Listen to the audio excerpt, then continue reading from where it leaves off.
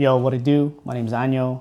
So I've recently been having a lot more opportunities on coming on set, shooting with a lot of different cameras. Recently I was able to shoot, or at least be a part of the set when we were using the Alexa 35 Red Gemini. And coming from a background of solo shooting, I have no knowledge on how to shoot those how to even set up, or don't know how to use them. And I only really know how to use the gear that I have. In the past, I've had a Canon, Sony, and now Fuji.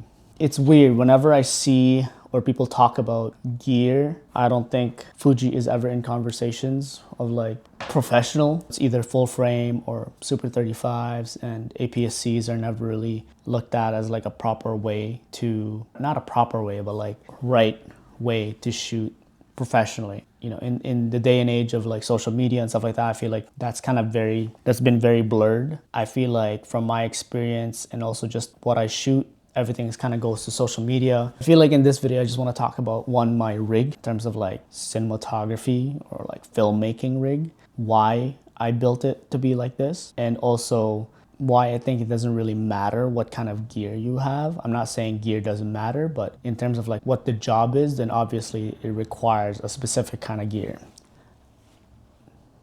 Maybe I just want to flex, who knows? So what we have here is the Fujifilm XH2S. I love this camera because it's one of the most powerful cameras that I have in terms of like filmmaking. I wanted to make this video because of one, I recently got a Cineback. So we're gonna start off with the actual Cineback. So the Cineback, few reasons why I got this. One is to make it look like an actual cinema camera, because I wanted to get a cinema camera for a very long time now. I don't think me getting a cinema camera actually justifies what I'm doing. Again, everything that I do ends up in social media. It's not like I'm shooting for TV spots and whatnot, and everything that I do is still very solo. So I feel like this is a great in between. One, as I've said in my previous videos, being on set, surrounded by client and whatnot, it's a show. Showing up as if you're in the right gear also matters, even though that's kind of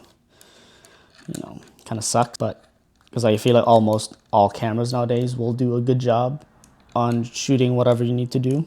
The other reason why I wanted to have a Cineback is because one problem with these DSLR mirrorless cameras is that the battery dies pretty quickly. So having this back essentially allows you to put a V-mount battery behind here. So having a V-mount like this extends the power of your camera, whatever that may be. And one thing I feel like I've learned on set, when you start the day, essentially, you keep the camera running so that there's no interruptions of shooting or whatnot. Because when you turn on and off your camera, that's seconds being delayed on shooting. I feel like with modern cinema, like modern DSLR mirrorless cameras, there's really no problem with that, because like it turns on and off really quickly. One thing that I've encountered is that my monitor, my Hollyland monitor, and I feel like a lot of monitors takes a long time to start up. So that's one thing that I wish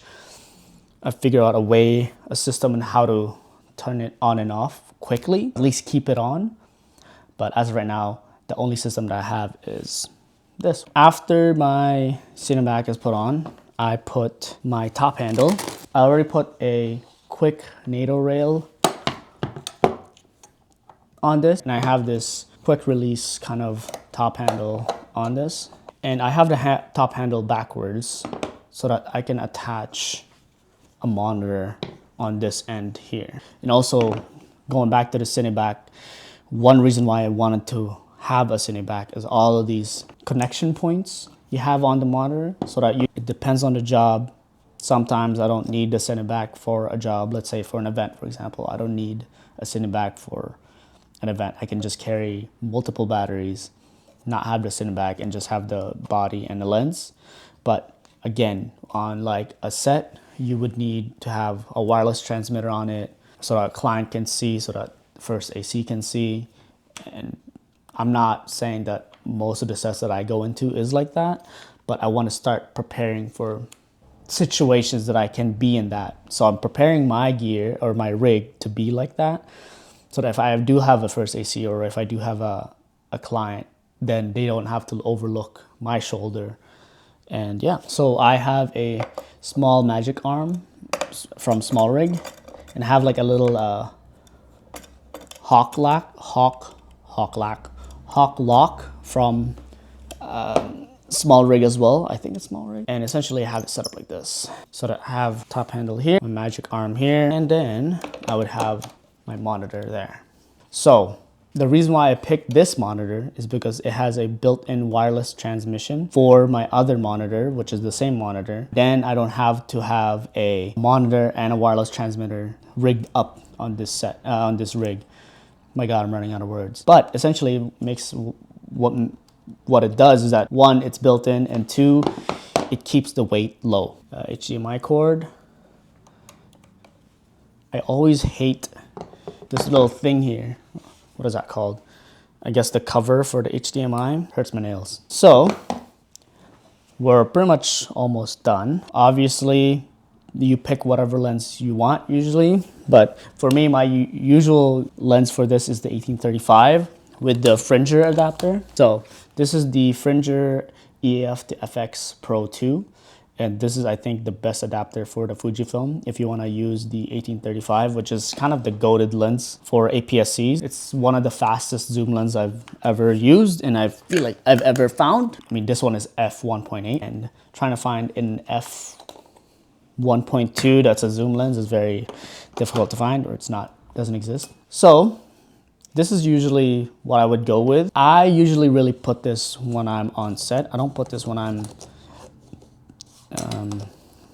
in a run and gun situation, but when I'm in a run and gun situation, I usually just put this magnetic K&F Concept 90X magnetic 72mm ND filter, because it keeps the weight of the camera, oh my God, so I'm gonna go in. Keeps the weight of the camera really light, and I don't have to worry anything bumping into it.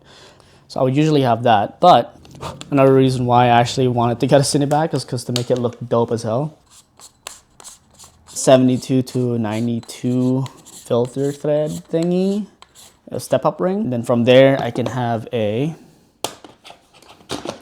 matte box action. I know it's a little long right now, but yeah, there you go. A little matte box action for this rig. And yeah, I think that's pretty much. I guess I would add a mic to this, which is usually I forgot what mic this is, but it's a Sennheiser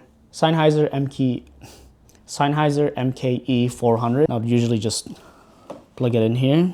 I always love having scratch audio on my camera so that I know what I'm shooting, because one, I don't also slate, and because I also usually just edit all my videos. So this is my cinema rig with the XH2S with the Cineback.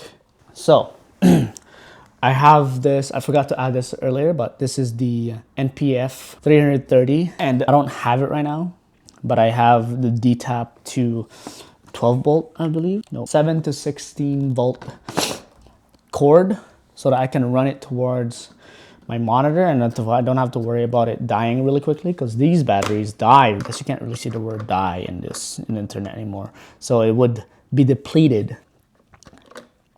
One way I've actually figured out how to keep these monitors on the entire time, because again, I mentioned earlier, when this monitor turns off, it takes about a minute or two to get it connected with the wireless monitor so that you can have picture up again. And the way I figured it out, at least to keep it running, is whenever you're about to swap the V-mount, the D-tap to 16 volt, 7 to 16 volt on this monitor, so it's running off the V-mount.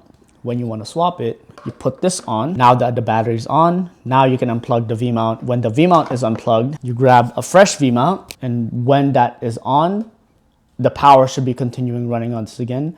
And now you don't have to worry about the power running out on the monitor. Now, when you take this off, obviously it will kill, sorry, can't use that word too. When you take this off, it usually will turn off the camera power. Depends on what kind of system you're using. Right now I'm using the D-tap to USB-C, which won't affect it. the Fuji batteries will die, will be depleted really quickly. So I'm actually trying to find a D-tap to a dummy battery so that whenever I plug this out, this will be turned off. But again, these cameras turn on and off really quickly.